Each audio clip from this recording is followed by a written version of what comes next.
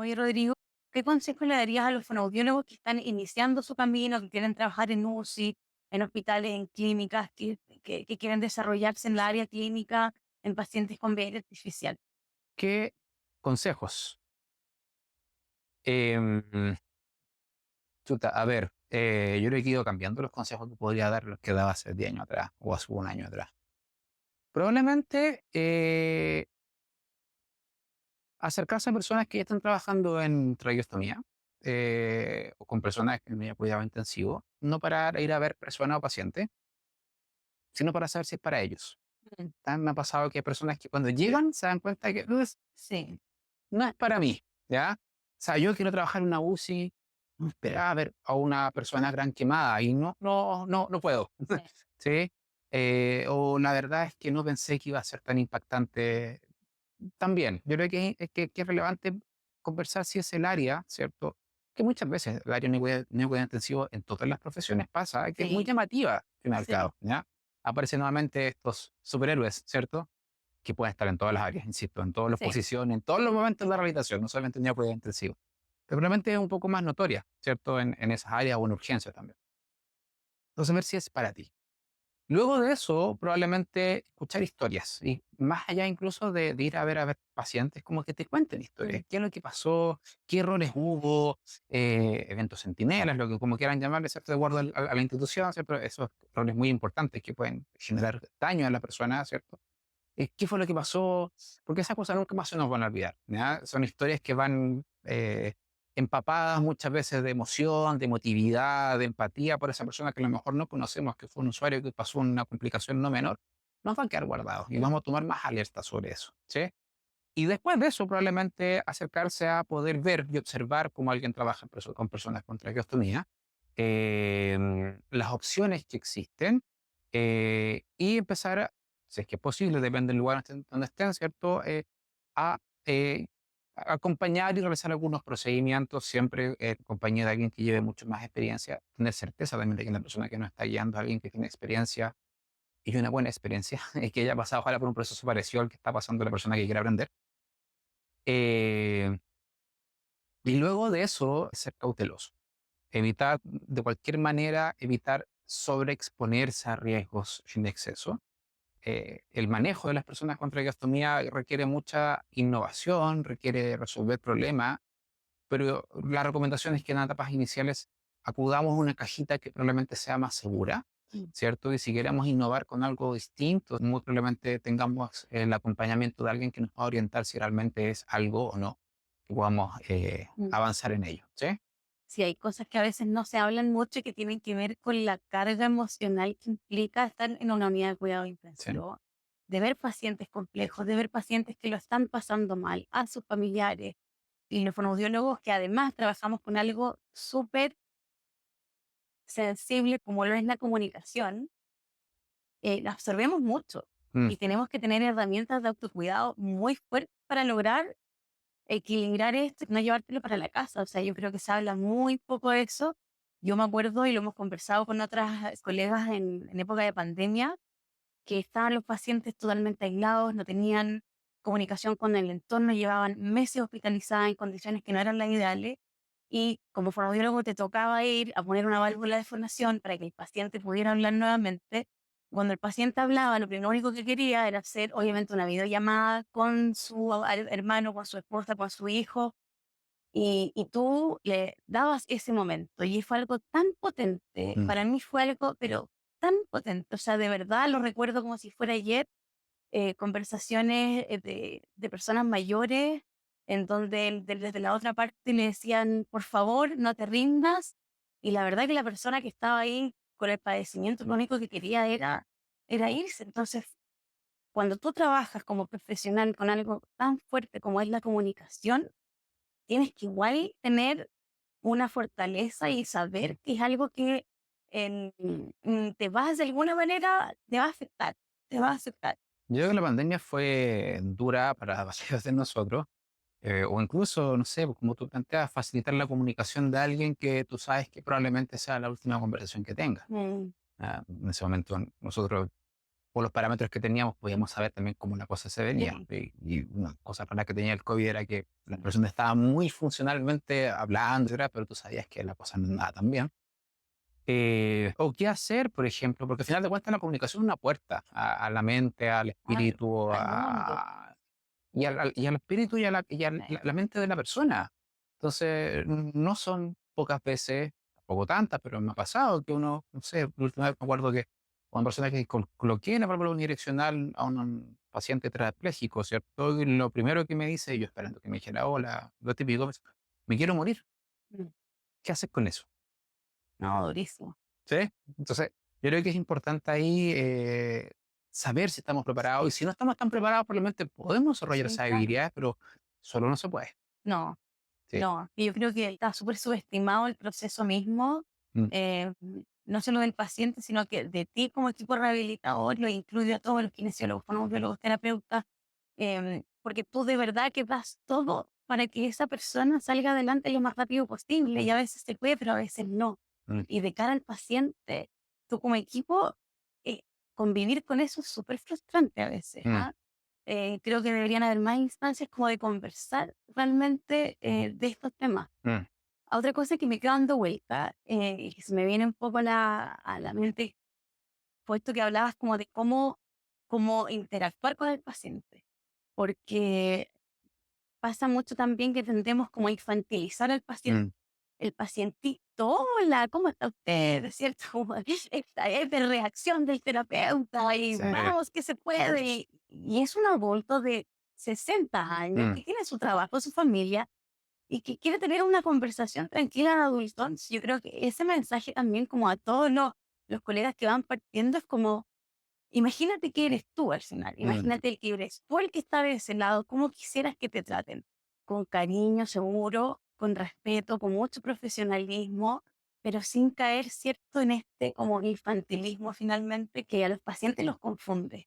Sí, yo creo que lamentablemente, mm, Es yo por pues, buenas intenciones, disculpa sí, que sí, pero me... por eso estoy Sí, tratando de pensarlo, cómo decirlo amigablemente, ¿ya? sí. Que algo que muchas veces he hablado en el hospital y en otros lugares también, que tendemos a confundir el ser empáticos con ser simpáticos. Me gustó eso. Ya, al Frase. final, sí, porque finalmente, claro, nos dicen en la formación, tienes que ser empático, pero ¿qué significa ser Mm, empático? Es tratar de responder a la necesidad que tenga esa persona. Y a veces es un silencio, mm, a veces es preguntar cómo te ayudo, a total. veces, ¿qué puedo hacer por ti? ¿Cierto? O quieres descansar, Mm, quieres que te acompañe un rato y estar ahí, al lado, estar presente probablemente. Y ser simpático es esta cosa de embellecer el momento. ¿Cómo está? Espero que bien, vamos por más, usted puede más. No va por ahí el asunto, porque cada vez que somos y tomamos ese camino, mm, finalmente estamos negando sí, el sentir, la experienciación y la vivencia de la persona durante su proceso de rehabilitación, sí. ¿sí? Y a veces se va por ese lado sin darnos cuenta, ¿ya? Y que también es parte del proceso de maduración que tenemos todos como profesionales, lo tocó ahora más, otros menos, pero también habla de Sí, nuestra incomodidad, de nuestra total. incomodidad de Sí, saber qué hago cuando me conecto con esta persona. sí. Y tratamos de negarlo, desviarnos, evadir, y aparece la simpatía, ¿sí? Y que muchas veces va un poco acompañado de esta cosa medio infantil de repente, ¿sí? Entonces, veamos, pues hay que mirarse cada uno de nosotros a ver cómo Me caemos. encantó eso de no confundir la empatía con la simpatía. Y yo creo que, como para cerrar solo ese tema, yo creo que a veces uno intenta encontrar la solución a todo y a veces Ujú. simplemente escuchando, poniéndole una atención a alguien, conteniendo, hiciste tremendo trabajo. Y listo, y no necesitaste tanto más. Muchas veces no tenemos respuesta. Sí, Si la persona te la mayoría de pregunta, las veces no ¿cuándo me voy a tenemos respuesta. recuperar? Sí. No sé, pero estamos esforzándonos para que sea lo más pronto posible. Rodrigo, en estos, y para ir cerrando, si miramos estos 15 años, 20 quizás de desarrollo profesional de lo que es la fonoaudiología en la UPC, ¿cómo hemos evolucionado y para dónde crees tú que vamos? Hemos evolucionado muchísimo, ha sido muy difícil. Partimos, pucha, a ver, no quiero decir rogando, pero sí poco menos que tratando de buscar espacios donde posicionar, ¿no? Con mucha educación, yo creo que eso hay que yo buscaría darle premios a muchas personas que trabajan en sus respectivas UCI para abrir camino a lo que tenemos Mm, ahora. Y eso ha redundado, ¿cierto?, en tener resultados positivos que son vistos por los equipos donde se desempeñan estos fonoaudiólogos y que probablemente lo que hay que hacer también es un poco cohesionarnos, ¿ya? Para tener como lineamientos relativamente en conjunto, mm, sistematizados. No quiero decir que sean todos iguales porque cada centro tiene sus particularidades, pero que permitan que tengamos una nivelación de los alcances que han tenido los diferentes centros, ¿ya? Porque, a fin de cuentas, las decisiones en cada lugar pasan por las personas, finalmente. sí, Y yo creo que es importante que vayamos hacia allá, ¿cierto? Hacia poder compartir experiencias, hacia traspasar conocimientos, ideas, soluciones, ¿ya? Eh, para que más personas se vean beneficiadas, ¿cierto? De las cosas que pudimos llegar a aportar nosotros como equipo de fonoaudiología dentro del equipo transdisciplinario. Y realmente también investigación, sí, pero investigación clínica. claro, ¿Ya?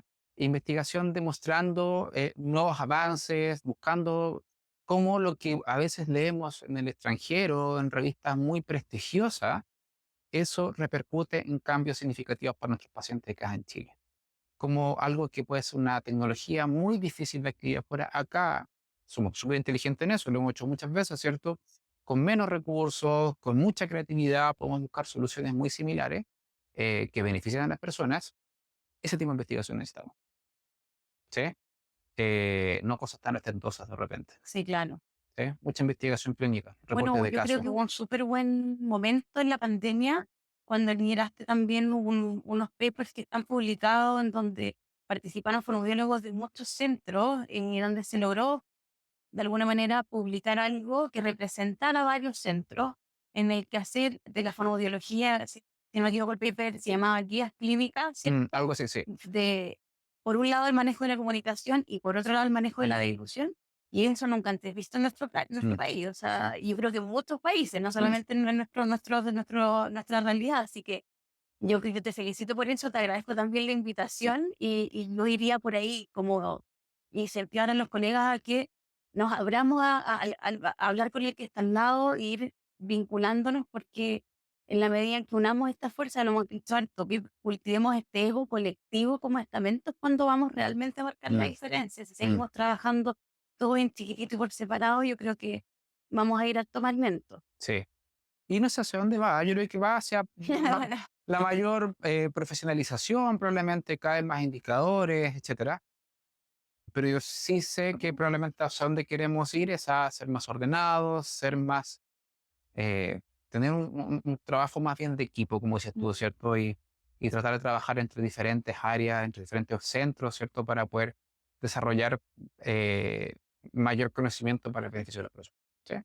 yo para terminar, te quiero, me estaba acordando y con esto introduzco un poco la pregunta que te voy a hacer para cerrar con algo del manejo preventivo, pero yo me estaba acordando hace muchos años atrás, en la clínica Las Condes tuvimos un paciente ECMO que fue el primer trasplantado bipulmonar latinoamericano. Y fue un paciente que sabemos que antes de llegar a ECMO estuvieron con ventilación mecánica, intubado y traqueostomizado, un periodo muy largo. Y por fonoaudiología, ahí fue cuando empezamos a entrar con este rol más preventivo, porque era un paciente que no se iba de canular, la verdad es que estaba esperando o fallecer Mm, o el trasplante de pulmonar, entonces era un camino súper incierto. Pero fue una de las primeras veces que logramos como fonoaudiólogos entrar de manera preventiva y con otra mirada que finalmente tenía que ver con, primero, habilitar la comunicación, que mucho nos olvidamos de que también tenemos que hacernos cargo de eso y lo segundo fue darle confort al paciente alimentándolo como se pudiera, por supuesto, estudiándolo muy bien previamente eh, y dándole un confort durante el proceso previo al trasplante. Este paciente estuvo meses mm, hasta que llegara su trasplante y en esos meses se pudo comunicar y en esos meses pudo alimentarse, pudo comer gracias a la intervención que hicimos como equipo de fonoaudiología. No fue mía, fue de todo el equipo de fonoaudiología y no solo fonoaudiología, otorrino, kinesiólogos y médicos, porque ese paciente evidentemente no se podía infectar. O sea, un paciente con un pulmón con ese daño era un paciente muy frágil y fue el puntapié para entrar a trabajar con personas que necesitan de nuestro trabajo, pero con otra mirada, que es un enfoque de dar también confort y calidad de vida a esta hospitalización. Y por eso te lo planteo, porque ustedes están haciendo desde hace muchos años, tú por tu lado, Belén, y bueno, otros colegas, una fonoaudiología que no se conoce en muchos otros países de Mm, Latinoamérica.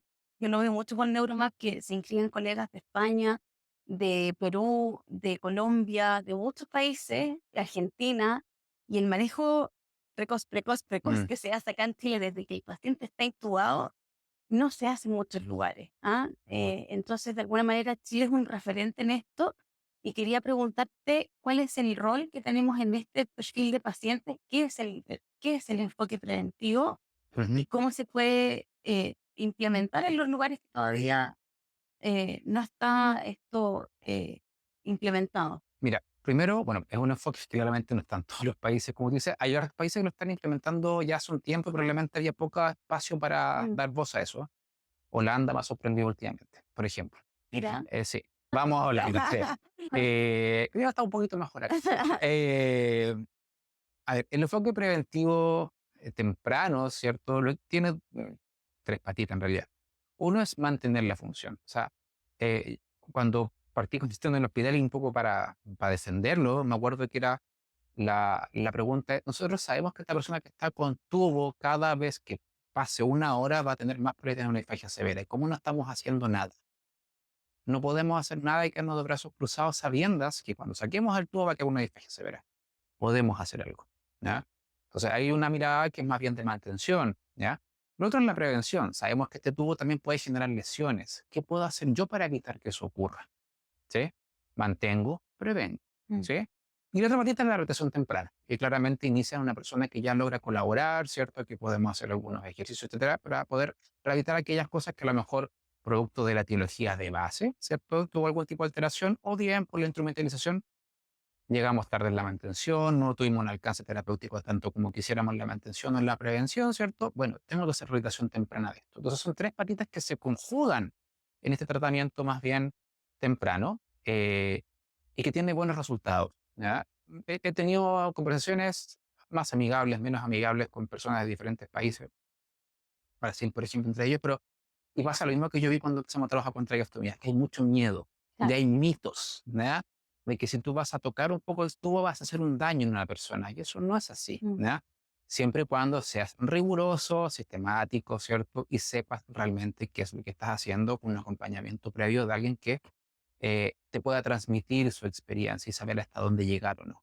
Claramente van a haber límites a lo mejor un poco más marcados, ¿cierto?, entre el beneficio y el riesgo, pero de verdad que podemos hacer muchas cosas. Entonces, yo creo que es importante ahí acercarse a esto, ¿ya? Y buscar opciones para que las personas se vean beneficiadas por estas tres áreas que te comentaba que incluye este manejo temprano. ¿Sí? me encanta. Muy claro. Te agradezco mucho el tiempo. Con esto ya estamos cerrando esta conversación. Te agradezco mucho, Rodrigo Tobar. Muchas gracias, Timo Macarena Venegas. No puedo ir Piñera. Sí, así tal cual. Gracias, Rodrigo Tobar, por estar con nosotros en esta conversación. La verdad que me encantó como el tono también que tomó espontáneamente, Ujú, porque ¿con qué me quedo? Me quedo con que primero los equipos que trabajan en torno a personas con traqueostomía realmente tienen que ser equipos transdisciplinarios. La fonoaudiología ha cambiado mucho en los últimos 15 o más años, ¿cierto? Ha evolucionado y va a seguir evolucionando. Y el enfoque preventivo del que hablaba Rodrigo hoy día llegó para quedarse, así que más vale, ojalá temprano que tarde, todos se puedan subir a ese carro. Y ya también yo creo que lo más importante es no confundir, ¿cierto?, la empatía con la simpatía. Voy a acuñar esa ujú. oración porque refleja realmente nuestro desafío personal, que no es menor en las personas con traqueostomía. Así que, ¿con qué te quedas tú? Quizás para cerrar algunas últimas palabras. Me quedo con que tenemos que juntarnos más, buscar instancias de participación colaborativa y preguntarnos constantemente si lo que estamos haciendo sigue siendo lo mismo de hace un par de años. Bueno, tenemos que ver si hay algo distinto que hacer. Es ¿Sí? verdad.